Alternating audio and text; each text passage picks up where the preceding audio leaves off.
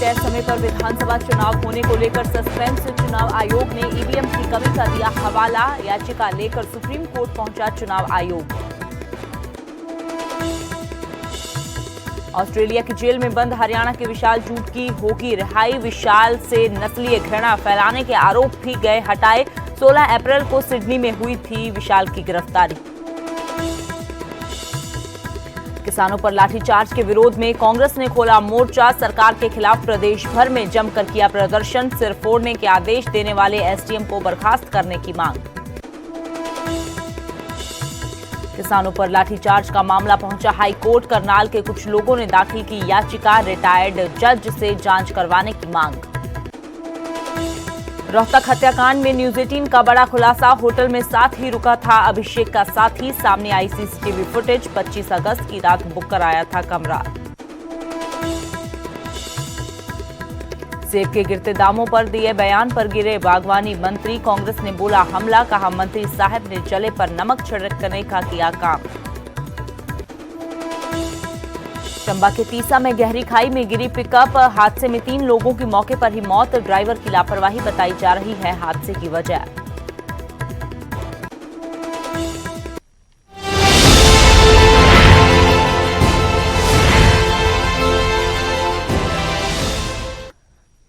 नमस्कार, न्यूज 18 पंजाब हरियाणा हिमाचल देख रहे हैं आप और आपके साथ मैं हूं अमृत वर्दी। बुलेटिन की शुरुआत करते हैं करनाल में किसानों पर हुए लाठीचार्ज के मामले के साथ, जो शांत होता नजर नहीं आ रहा है। इस मामले में हर रोज कुछ न कुछ नया देखने को मिल रहा है। अब राष्ट्रीय मानवाधिकार आयोग ने इस मामले पर संज्ञान लिया है और करनाल डीसी और एसपी से रिपोर्ट तलब की है। रिपोर्ट सौंपने के लिए 4 सप्ताह का समय भी दिया गया है। हरियाणा कांग्रेस की शिकायत पर यह कार्रवाई हुई है। बस्ताड़ा टोल प्लाजा पर 28 अगस्त को लाठीचार्ज हुआ था और इस लाठीचार्ज को लेकर जहां पर सियासत गरमाई हुई है, वहीं पर मामला एक और हाईकोर्ट में पहुंच गया है। तो दूसरे और जो इस मामले में संबंधित अधिकारी हैं, उन पर कार्यवाही की मांग किसानों की ओर से भी की जा रही है और लगातार विपक्ष भी मांग कर रहा है। तो करनाल में किसानों पर लाठीचार्ज के मामले पर राष्ट्रीय मानवाधिकार आयोग ने संज्ञान लिया है। करनाल के डीसी और एसपी से रिपोर्ट को तलब किया गया है और रिपोर्ट सौंपने के लिए 4 सप्ताह यानी कि 1 महीने का समय दिया गया है।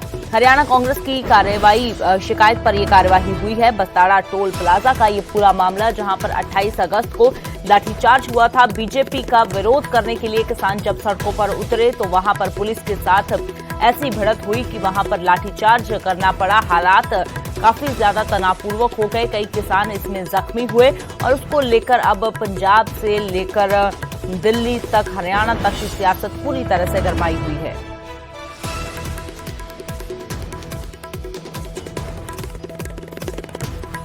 तो किसानों पर लाठीचार्ज के विरोध में जो कांग्रेस है वो लगातार बीजेपी के खिलाफ कार्यवाही की मांग कर रही है और कांग्रेस की मांग का ही ये नतीजा है कि राष्ट्रीय मानवाधिकार आयोग ने संज्ञान लिया है और करनाल डीसी और एसपी से रिपोर्ट इस मामले में तलब की है। वहीं दूसरी ओर मामला हाईकोर्ट भी पहुंच चुका है। कुछ लोगों की ओर से याचिका दायर की गई है और हाईकोर्ट में मामला पहुंच गया है। अब हाईकोर्ट में कब सुनवाई होती है, इस मामले पर क्या कुछ सामने आता है, वो भी देखना काफी अहम होगा। लेकिन फिलहाल करनाल के डीसी और एसपी से रिपोर्ट तलब की गई है। तो वहीं किसानों पर लाठीचार्ज के विरोध में कांग्रेस ने मोर्चा खोल दिया है। हरियाणा के तमाम जिलों में कांग्रेस कार्यकर्ता सड़कों पर उतरे और सरकार के खिलाफ जमकर रोष जताया। आपको हम 6 तस्वीरें दिखा रहे हैं। भिवानी, दादरी, जींद, करनाल, कुरुक्षेत्र और पंचकुला की ये तस्वीरें हैं। कांग्रेस ने तीनों कृषि कानून और भूमि अधिग्रहण कानून रद्द करने, महंगाई पर रोक लगाने और सिर फोड़ने के आदेश देने वाले एसडीएम को बर्खास्त करने की मांग की। करनाल में कुमारी शैलजा की अध्यक्षता में कांग्रेस कार्यकर्ताओं ने प्रशासनिक अधिकारी को राज्यपाल के नाम ज्ञापन सौंपा। कुमारी शैलजा के मुताबिक सिर्फ अधिकारी दोषी नहीं है, सरकार भी जिम्मेदार है, क्योंकि सरकार के ऑर्डर के बिना ना कोई लाठीचार्ज होता है, ना कोई घटनाक्रम। ये सब कुछ सुनियोजित था। तो ये 6 तस्वीरें आपको दिखा रहे हैं कि करनाल में हुए लाठीचार्ज को लेकर किस तरह से सियासत पूरी तरह से गरमाई हुई है।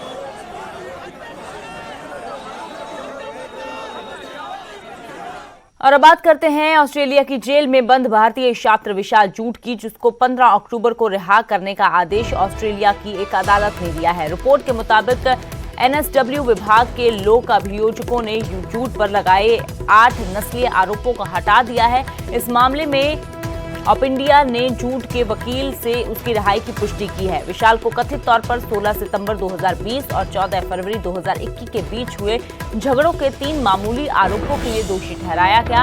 अंतिम सुनवाई में अदालत में विशाल के वकील ने झूठ को खालिस्तानियों की ओर से उकसाए जाने का वीडियो भी पेश किया।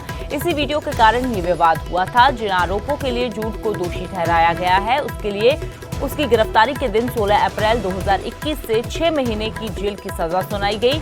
इस तरह अब झूठ की सजा 15 अक्टूबर 2021 को समाप्त होने जा रही है। तो अब जेल में बंद भारतीय छात्र विशाल झूठ 15 अक्टूबर को रिहा होगा। और अब बात करते हैं सुप्रीम कोर्ट की। सुप्रीम कोर्ट ने वेब पोर्टल, यूट्यूब चैनल और सोशल मीडिया में चलने वाली फर्जी खबरों पर चिंता जताई है। एक मामले की सुनवाई के दौरान गुरुवार को कोर्ट ने कहा कि इस तरह की मीडिया पर कोई नियंत्रण नहीं है। बिना जिम्मेदारी के बदनाम करने वाली खबरें यहां पर चलाई जा रही हैं।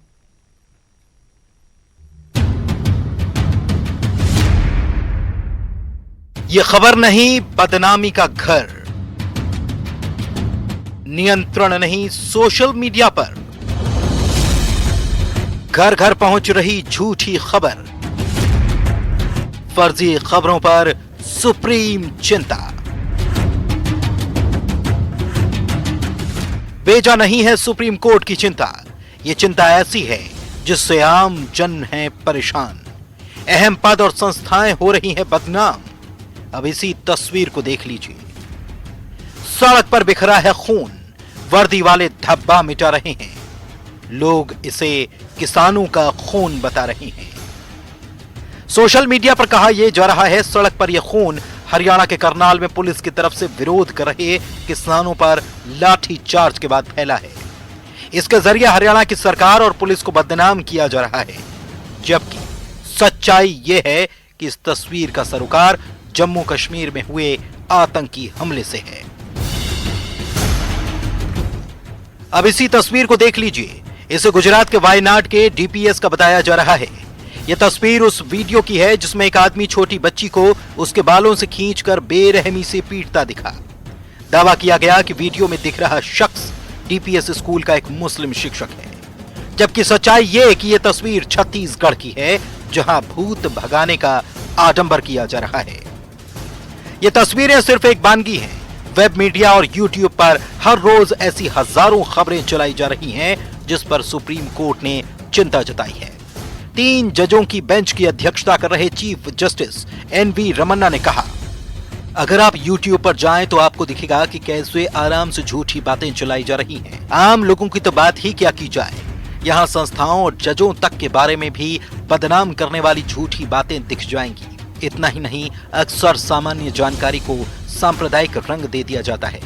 इससे देश की भी बदनामी होती है। चीफ जस्टिस यहीं नहीं रुके, उन्होंने आगे कहा, ये प्लेटफॉर्म सिर्फ शक्तिशाली लोगों की सुनते हैं। किसी मामले में ट्विटर, फेसबुक और यूट्यूब से जवाब मांगा जाए तो वे जवाबदेही से पल्ला झाड़ लेते हैं। फेक न्यूज फैलाने पर नियंत्रण की व्यवस्था बनाने की बात कोर्ट पहले से ही कर चुका है। बता दें कि सुप्रीम कोर्ट में तबलीगी जमात से जुड़े एक मामले की सुनवाई के दौरान ये बातें हुई। इस मामले पर अगली सुनवाई 6 हफ्ते बाद होगी। Bureau report, news 18 network. और अब बात करते हैं सरकार की स्वास्थ्य सेवाओं की, जिसको लेकर बेहतर दावे जरूर किए जाते हैं, लेकिन डॉक्टर्स की लापरवाही का खामियाजा मरीजों को भुगतना पड़ता है। वल्लभगढ़ में अस्पताल में अंधेर गर्दी का आलम देखिए कि गर्भवती महिला ने ऑटो में ही बच्चे को जन्म दिया। वल्लभगढ़ एम्स अस्पताल की शाखा का ये पूरा मामला है, जहां डॉक्टर्स और स्टाफ की बड़ी लापरवाही सामने आई है। परिजनों के मुताबिक आधे घंटे तक महिला प्रसव पीड़ा से तड़पती रही, लेकिन कोई भी कर्मचारी मदद के लिए आगे नहीं आया। सवाल ये है कि ये कैसी स्वास्थ्य सेवा है? क्या लापरवाह डॉक्टर्स और स्टाफ पर कार्यवाही होगी? एक ऑटो में महिला अपने बच्चे को जन्म देती है और अस्पताल प्रबंधन को इसकी खबर तक नहीं होती। कुछ नहीं हुआ, गेट के बाहर मैं 10-15 मिनट खड़ी थी। अब मैं नहीं थी, मेरा पता ही नहीं था कि कहाँ डॉक्टर बैठते हैं, कहाँ बैठते हैं, मेरा मालूम नहीं था। मैं ढूंढने लगी, वहाँ से फिर कल को नहीं इमरजेंसी में लेके जाओ। वहाँ गई तो वहाँ 10 आउट लग गया था, दोनों मिला के आधा घंटा हो गया। और थोड़ी देर के बाद निकल के आई, मैडम ले गई अंदर। तो क्या बच्चे सही है? बच्चा सही है। तो कहाँ हुआ था बच्चा? बच्चा ऑटो में हुआ था। और अब खबर हिमाचल से, जहां सेब के गिरते दामों पर दिए बयान पर बागवानी मंत्री महेंद्र सिंह ठाकुर घिरते नजर आ रहे हैं। हिमाचल कांग्रेस अध्यक्ष कुलदीप राठौर ने बागवानी मंत्री महेंद्र सिंह ठाकुर पर जमकर हमला बोला। कुलदीप राठौर ने कहा कि महेंद्र सिंह ठाकुर बागवानी विरोध मंत्री हैं और बागवानों के जले पर नमक छिड़कने का काम करते हैं। बता दें कि महेंद्र सिंह ठाकुर ने बागवानों को क्रेट में डालकर खुली मार्केट में सेब बेचने की सलाह दी थी।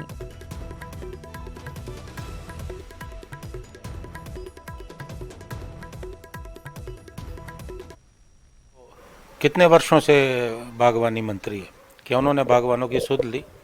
अब जब बर्फबारी हुई, ओलावृष्टि हुई, कभी वो बागवानों से मिलने गए, किसानों से मिलने गए? उनका क्या योगदान रहा है? मैं तो हमेशा कहते आया हूँ कि वो बागवानी विरोधी हैं। और अभी जब जो हमारा सेब बहुल क्षेत्र है वहाँ बहुत जो है मातम का वातावरण है, क्योंकि जिस ढंग से दामों में गिरावट आई है, बागवान जो है गाड़ी में डालो और खुले में मार्केट में बेचो। उससे क्या है कि जो पेटी का आपका खर्चा है वो खत्म हो जाएगा, ट्रे का खर्चा खत्म हो जाएगा, आपका ग्रेडिंग का खर्चा खत्म हो जाएगा, आपका पैकिंग का खर्चा खत्म हो जाएगा, 4 खर्चे कम हो जाएंगे। जो सेब है वो एज इट इज सेब से लेकर के ये जो यहाँ सेब खरीदते भी हैं, बदामी खरीदते भी हैं, ये भी आगे जाकर के फिर उन पेटियों को दोबारा से खोलते हैं, दोबारा से उनको पैक करते हैं। तो जो हमारा ओवर एक ऐसा सेब जो है जो 25 से 2.5 किलो चले जाता है 18 से 20 बड़ी पेटी में, वो भी उसका फायदा भी हमारे बागवान में। और अब खबर कांगड़ा के नूरपुर से, जहां के मलकाल इलाके में 2 गुटों में खून संघर्ष हो गया। जमकर लाठी डंडे बरसाए गए। एक गुट के लोग परिवार के लोगों पर कहर बनकर टूटे। क्या महिलाएं, क्या बुजुर्ग, जो सामने आया उस पर लाठी डंडों से हमला बोल दिया। और यहाँ भी इस जानलेवा हमले की वजह जमीनी विवाद ही बताई जा रही है, जिसको लेकर एक दूसरे की जान के दुश्मन बन गए ये लोग। देखो देखो कैसे मार रहे हैं ये सारे। बस कर, बस छुड़ाओ छुड़ाओ लगी।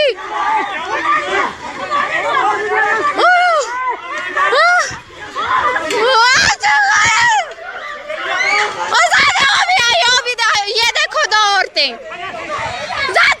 मार रखा, ये देखो सारे ही परिवार नहीं हो रहे। देखो देखो क्या। और अब खबर चंबा से। चंबा के तीसा में एक पिकअप गहरी खाई में जा गिरी। इस हादसे में गाड़ी सवार 3 लोगों की मौके पर ही मौत हो गई। जब लोगों को हादसे की खबर मिली, गाड़ी करीब 200 फीट गहरी खाई में जा गिरी। गाड़ी में ड्राइवर समेत 3 लोग सवार थे, जिनका हादसे के काफी देर तक कोई पता नहीं चल पाया था। ये 3 लोग पानी के तेज बहाव में बह गए। हालांकि सर्च ऑपरेशन में घटनास्थल से करीब 1 किलोमीटर दूर तीनों के शव बरामद कर लिए गए। चंबा के तीसा का मार्ग बेहद खतरनाक है। यहाँ अक्सर ड्राइवर की मामूली सी चूक जान पर भारी पड़ जाती है। इससे पहले भी तीसा की सड़कों पर कई जानलेवा हादसे हो चुके हैं। दुखद हादसा है। हमने नौजवान 19, 22 और इस तरह से 41-45 साल के बंदे को खोया है। इस पे हम लोग देखते हैं, मैंने प्रशासन को कहा है कि पूरी जांच बिठाएंगे कि क्या कारण रहे हैं इसमें, और साथ ही साथ जो प्रभावित परिवार हैं उनको फौरी राहत जो है वो 10-10 हज़ार रुपये हमने दे दी है। मैं तो लोक निर्माण विभाग को अपनी तरफ से और अपने यहाँ के क्षेत्रीय लोगों की तरफ से आगाह करना चाहूँगा कि ये जो चंबा से तीसा सड़क मार्ग है, ये बहुत ही कई जगह संकरा है, बहुत ही कई जगह विकट स्थिति में है, जहाँ पर ना तो क्रैश बैरियर हैं और ना ही कहीं पर भी इन्होंने पैराफिट का इंतजाम किया।